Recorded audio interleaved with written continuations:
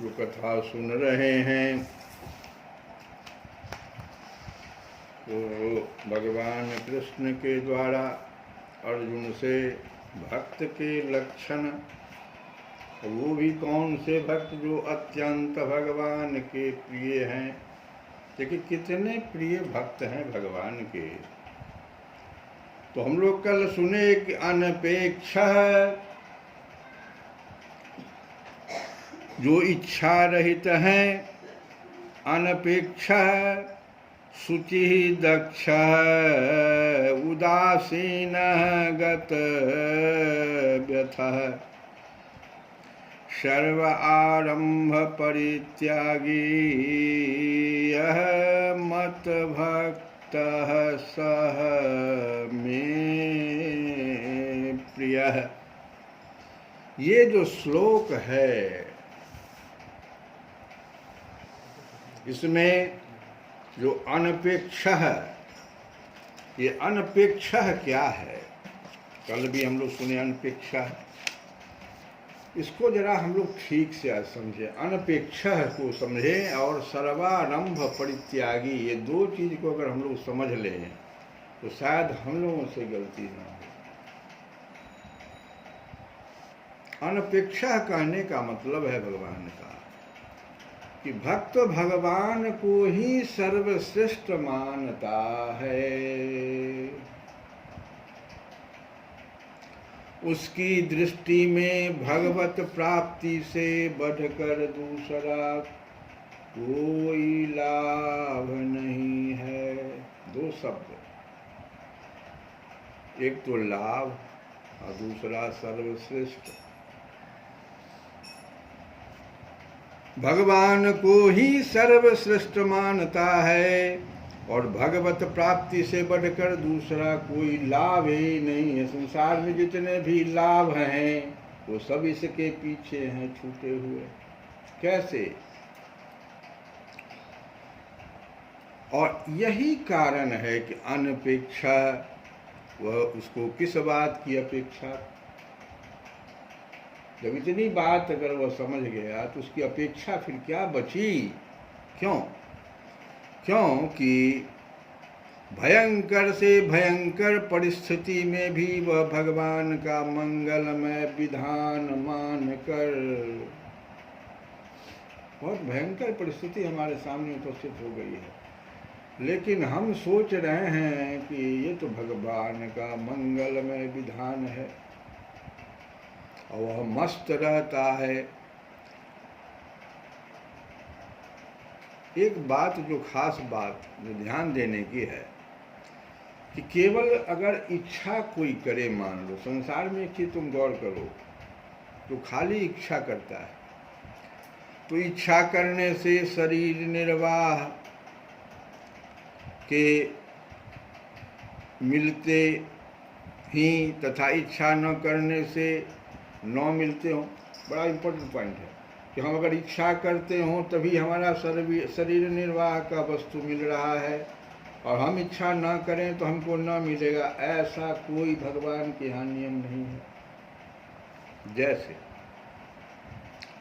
वास्तव में शरीर निर्वाह की समस्त आवश्यक सामग्री का प्रबंध भगवान की ओर से पहले ही कर दिया जाता है। बच्चा जन्म लेने का समय आया है, माँ के स्तन में दूध आ जाता है, आप कहाँ इच्छा कर रहे हैं?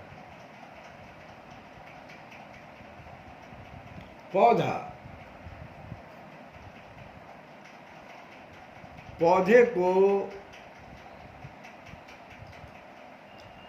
जो आवश्यक एसेंशियल एलिमेंट्स चाहिए जीवन निर्वाह के लिए, उसमें से जो प्रमुख हैं कार्बन, हाइड्रोजन, ऑक्सीजन, नाइट्रोजन। अगर तुम किसी सेल का एनालिसिस करो तो मैक्सिमम भाग इन्हीं सब चीज़ों से बना हुआ मिलेगा। कार्बन, हाइड्रोजन, ऑक्सीजन, ऑर्गेनिक जितने भी ऑर्गेनिक्स हैं, प्रोटीन हो, कार्बोहाइड्रेट्स हो, जो भी चीज़ है सब कार्बन, हाइड्रोजन, ऑक्सीजन, नाइट्रोजन। और देखो भगवान की कृपा, एक सिर्फ नाइट्रोजन के प्रबंधन में सारा संसार लगा हुआ है, जिसको हम यूरिया कहते हैं। हाहाकार मच जाता है, सरकार फेल हो जाती है कि यूरिया का सप्लाई हमसे न हो पा रहा है, किसान मुश्किल में पड़ जाता है, समय पर उसको यूरिया नहीं मिल रहा। लेकिन भगवान का देखो कितना सुंदर विधान है कि ये जो कार्बन, हाइड्रोजन, ऑक्सीजन, नाइट्रोजन, ये सब मुफ्त में पहले से ही प्रबंध कर दिए कि सबसे ज्यादा इसकी आवश्यकता होगी।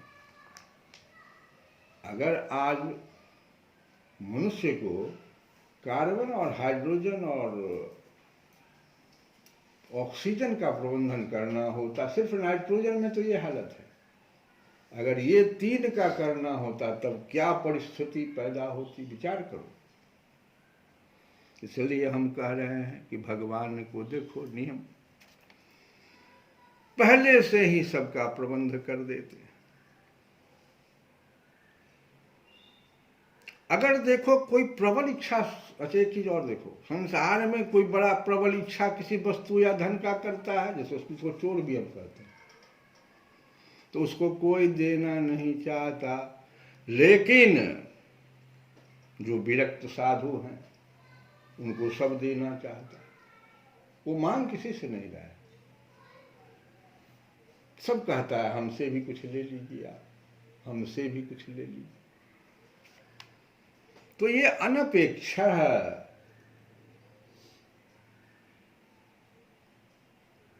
अपने आप विरक्त त्यागी को अपने आप हो जाता प्रबंध। किसी किसी भक्त को दूसरे इसकी भी अपेक्षा नहीं रहती, दूसरा छोड़ो, इसकी भी अपेक्षा नहीं रहती कि भगवान दर्शन दें। ऐसे सुंदर भक्त भी हैं। दे तो आनंद, न दे तो आनंद। ऐसे निरपेक्ष भक्त के पीछे पीछे भगवान स्वयं चलते रहते हैं। ये अनपेक्षा जो भक्त है, क्योंकि श्रीमद् भागवत में भी आया कि निरपेक्षम मुनि शांतम निर्वैरम समदर्शनम। भगवान कहते हैं कि ऐसे भक्त के पीछे पीछे हम इसलिए चलते हैं कि उसका चरण रज मेरे ऊपर पड़ जाए। ऐसे भक्त का चरण रज मेरे ऊपर पड़ जाए और मैं पवित्र हो जाऊंगा, भगवान कह रहे श्रीमद् भागवत।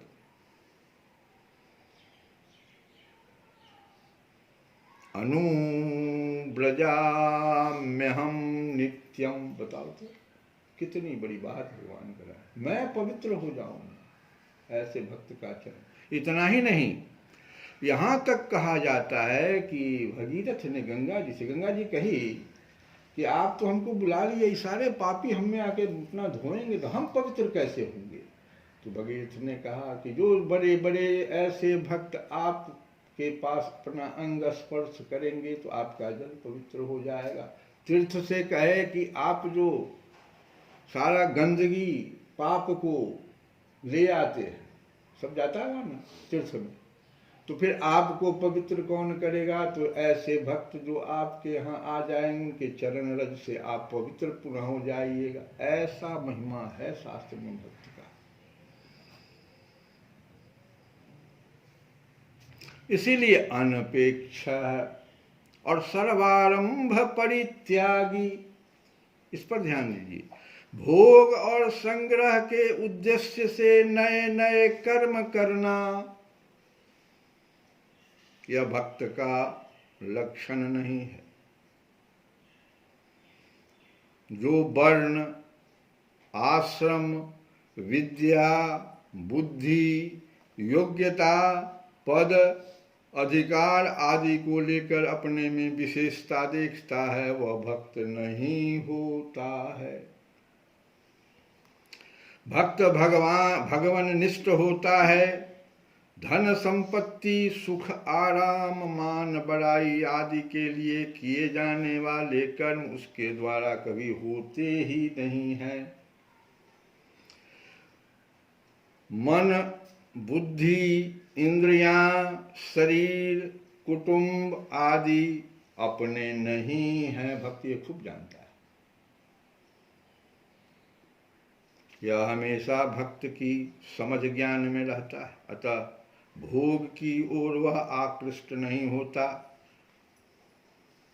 स्वतः वह भगवान की ओर आकृष्ट हो जाता। कृष्ण का माने क्या होता है? जो आकृष्ट करने वाला, अपनी ओर आकर्षित कर दे, वही तो कृष्ण। यही जो भाव है, इसी को कृष्ण भावनामृत कहते हैं। भगवान की ओर आकृष्ट हो जाता है। शरीर और इससे संबंधित किसी भी चीज की ओर आकृष्ट होता ही नहीं। अब देखो, तो सबके लिए भजन आवश्यक है। ये जितनी भी बातें हमने बताई, इसके लिए भजन। अभी तक हमने कथा जितनी भी कही है, आज 8-9 दिन की जो कथा यहाँ चल रही है, इसका जो मूल में अगर जाओगे तो भजन चाहिए। भजन मतलब ये गीत गाना नहीं, भगवान की ओर आकृष्ट होना, किसी अनपेक्ष हो जाना। भजन चाहिए रात दिन, स्वाभाविक आपको भगवान का निरंतर ध्यान, स्मरण, श्रवणम कीर्तनम स्मरणम। तो भजन कैसा होगा? भजन के लिए क्या होना चाहिए? तो सबसे पहली बात, जो दृढ़ श्रद्धा होनी चाहिए। श्रद्धा क्या? दूसरी कोई भी इच्छा नहीं, अनपेक्षा।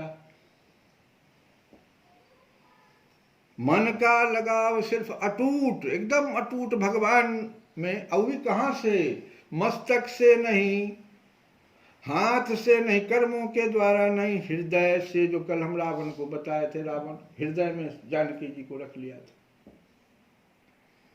भोले बाबा से भगवान कह रहे हैं कि हृदय से ना आप हमारी बात सुनिए, आप कथा सिद्ध से सुन रहे हैं, ज्ञान से सुन रहे हैं, वो तो भाग जाएगा गंगा जी की धारा प्रवाह में।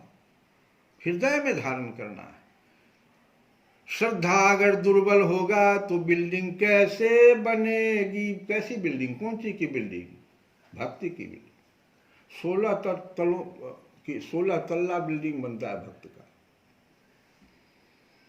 इसमें श्रद्धा, संग, भजन, क्रिया, आसक्ति, निष्ठा, रुचि, प्रेम।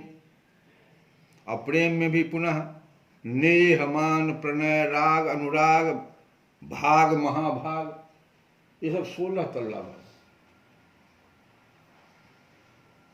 अब देखो, अब इस भजन में घात प्रतिघात, अनुकूल प्रतिकूल परिस्थिति आने पर, अगर अब हम अपने को जरा जांचें कि हमारा ये बिल्डिंग कैसा बना हुआ है भजन का, तो हम जांचेंगे कब? जब घात प्रतिघात, अनुकूल प्रतिकूल परिस्थिति आने पर अगर कमजोर श्रद्धा होगा तो कमजोर श्रद्धा युक्त भजन टूट जाएगा।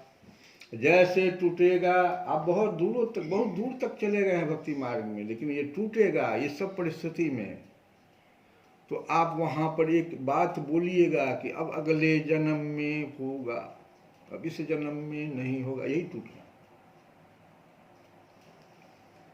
हम हटेंगे नहीं पीछे, हम टूटने नहीं देंगे। 3 बात का ध्यान रखना पड़ेगा, 3 शर्त होना चाहिए। पहला तो संकल्प चाहिए, प्रतिज्ञा चाहिए कि हम हटेंगे नहीं, पीछे नहीं हटेंगे। बाधा आएगा, आगे अंधकार देखने पर पीछे मुड़कर नहीं हम देखेंगे। ये सब साधना में ऐसा होता है। यह नहीं होना चाहिए। संघर्ष करते रहेंगे, ये हुआ पहला संकल्प। दूसरा, टूटेंगे हम नहीं, जो कितनों घात प्रतिघात हो जाए, अनुकूल प्रतिकूल परिस्थिति आ जाए, विपत्ति टूटने पर भी ऐसा होता है, भीतर से आदमी टूट जाता है। लेकिन कहेंगे हम नहीं, हम नहीं टूटेंगे, डटे रहेंगे। और तीसरा प्रलोभन, भौतिक सुख आकर्षित करने की कोशिश करेगा। अनादिकाल से ऐसा आ रहा है, कोई आज आपके लिए नहीं होगा। ये भक्त को इंद्र भी बहुत बार कोशिश करते हैं कि भक्त अब आगे ना बढ़े। गौतम ऋषि को क्या किया इंद्र ने? कथा देखो ना। गौतम नारी श्राप बस, कैसे काहे श्रापित हो गई थी? इंद्र के चलते। रूप पकड़ लिया इंद्र, गए थे गाय चराने, रूप पकड़ के इंद्र चलाया। ये सब होता है। प्रलोभन, भौतिक सुख आकर्षित करने की कोशिश करेगा, अनादिकाल से हो रहा है।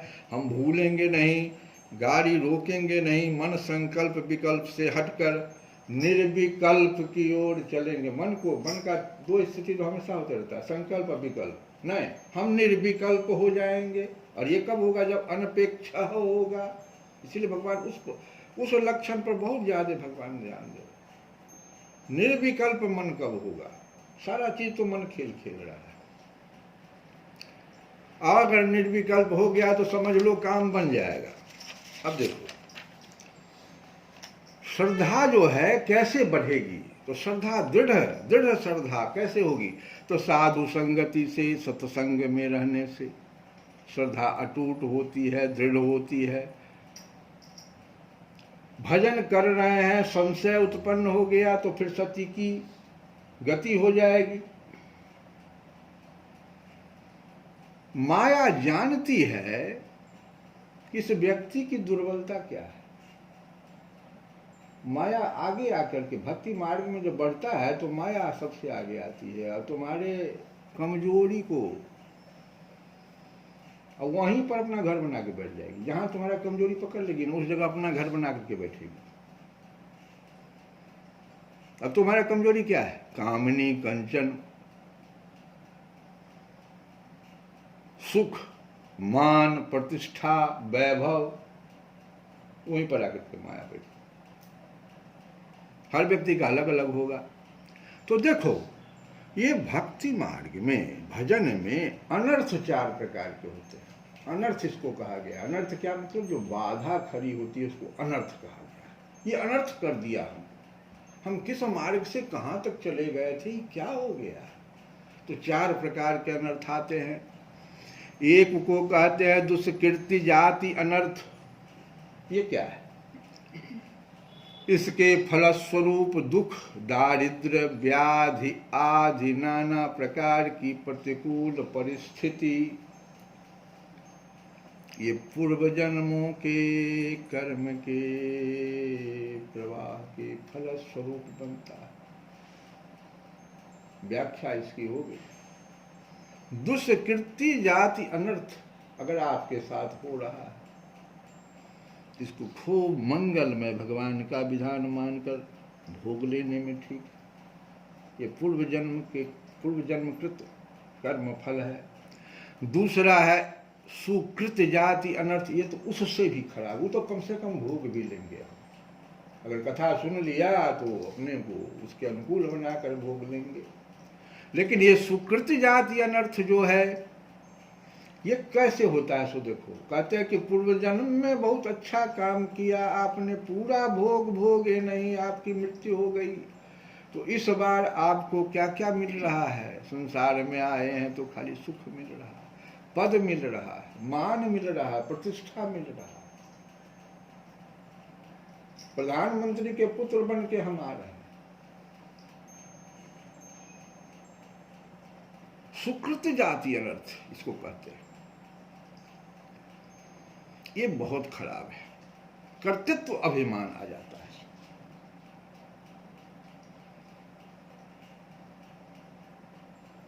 क्योंकि काहू न कोई सुख दुख कर दाता, निज कित कर्म भोग सब भ्राता। स्पष्ट घोषणा रामचरितमानस में। यह जो अनर्थ है बड़ा खतरनाक है। मान प्रतिष्ठा, धन संपत्ति, ये मीठा जहर का है। इसको मीठा जहर साधुता को भुला देता है, मोहित कर देता है। देखो लक्ष्मण निषाद संवाद में देखो कि निज कृत कर्म जनित फल पायो, अब प्रभु पाहि शरण तकिया। अब प्रभु पाहि शरण तकी आयहु। निज कृत कर्म जनित फल पायहु, अब प्रभु पाहि शरण तकी आयहु। देखो ये जयंत को कहो, जयंत। और आगे देखो जन्म मरण, देखो ये है, ये कब हुआ? दशरथ जी, सुमंत्र जी दशरथ जी से कह रहे कि जन्म मरण सब दुख सुख भोगा, हानि लाभ प्रिय मिलन वियोगा। जन्म मरण सब दुख सुख भोगा, हानि लाभ प्रिय मिलन वियोगा। काल करम बस होहि गोसाई, काल करम बस होहि गोसाई। अबर बस राति दिवस कीना। ये रात और दिन जो होता है कोई आदमी करता है क्या? अपने आप जैसे हो जाता है। तो इस बात को समझ लीजिए कि ये सब जो है ये सुकृत जाति अनर्थ है। और तीसरा अनर्थ जो आता है वो अपराध जाति अनर्थ है। ये भजन से अपराध जाति का अनर्थ देखो ये क्या है। भजन बहुत हम कर रहे हैं, मेरा नाम बहुत बढ़ गया है, मेरा नाम तो बढ़ता जा रहा है, मेरे कई शिष्य हो गए हैं, रुपयों का ढेर मेरे ऊपर आ रहा है।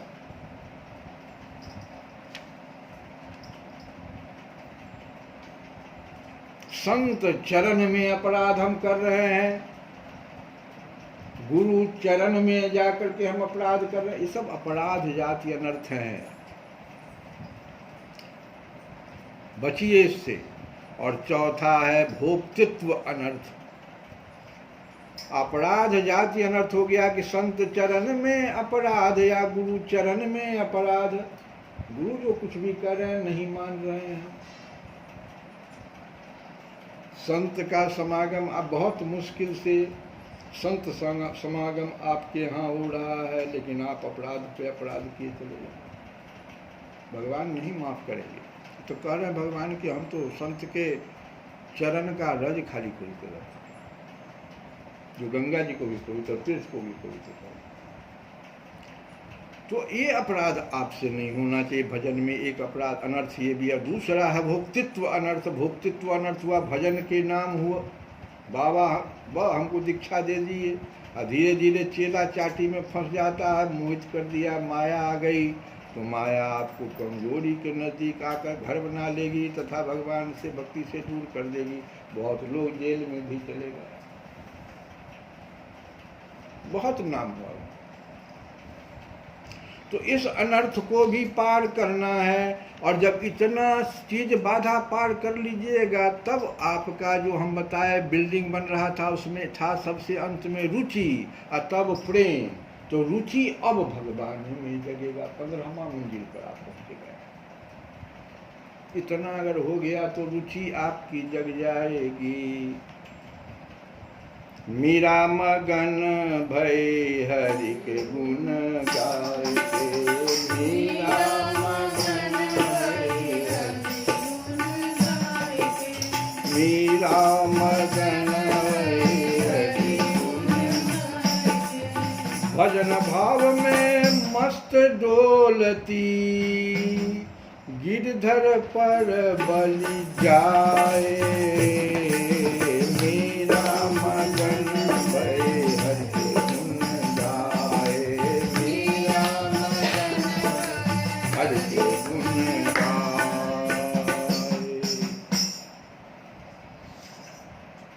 देखो मंदोदरी जो है, रावण को देखो क्या समझा रही है। कभी कभी आदमी कर्म तो कर लेता है और समझता है कि हमारा आदमी सबसे अपना तो पत्नी को ही समझता है। मंदोदरी विराट रूप का वर्णन भी किया था रावण के पास, लेकिन आज रावण के पास क्या कह रही है।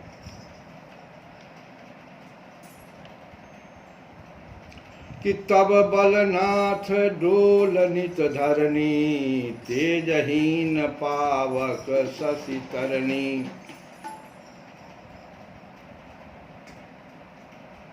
मंदोदरी की स्थिति कैसी है सुदेख रावण के विषय में, कि आपके हे नाथ कोई समय था कि पृथ्वी भी, शशि, पावक और सूर्य भी आपके समक्ष तेजहीन हो जाते थे।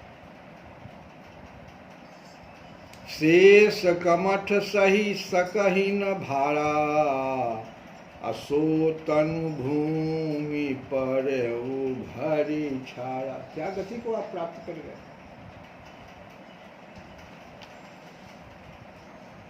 भुज बल जितहु काल जम साई, आज पड़ो अनाथ की नाई।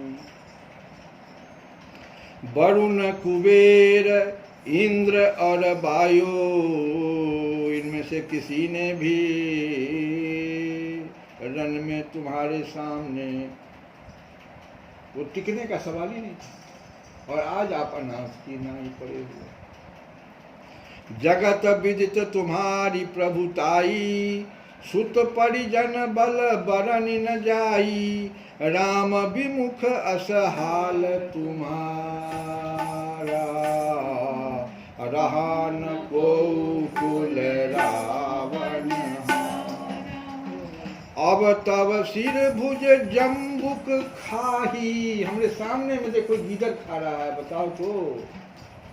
कि अब तब सिर भुज जम्बुक खाही, राम विमुख यह अनुचित न। सबसे बड़ा न्याय मंदोदरी का, यह भी मेरे समझ में अनुचित नहीं है। ठीक किया, ठीक हुआ,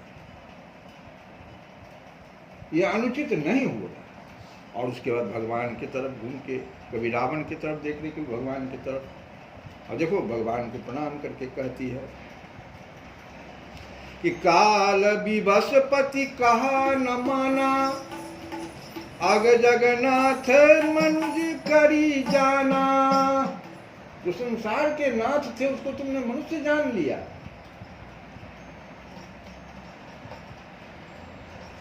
मंदोदरी कह रहे, सोचो विचारो कि जन्म मरण सब दुख सुख भोगा, हानि लाभ प्रिय मिलन वियोगा। काल कर्म बस होती गोसाई, हो ही गोसाई, बरवस राति दिवस की ना। ये देखो, इस प्रकार से अगर हम बात को समझें तो भजन में अनर्थ नहीं होगा। हम अगर ज्ञान से परिपूर्ण हो जाएंगे तो भजन में अनर्थ नहीं होगा। और गुरु के चरणों में अगर प्रेम जगेगा तो एक भजन से जो भक्त गा रही है, सुनिए भजन को।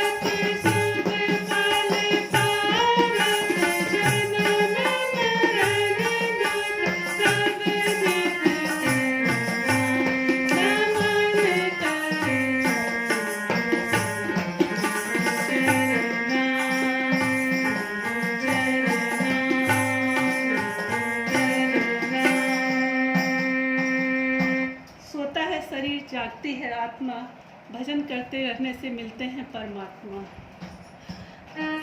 अमृत है हरि नाम जगत में, अमृत है हरि नाम जगत में, चोर विषय विष पीना, हरि नाम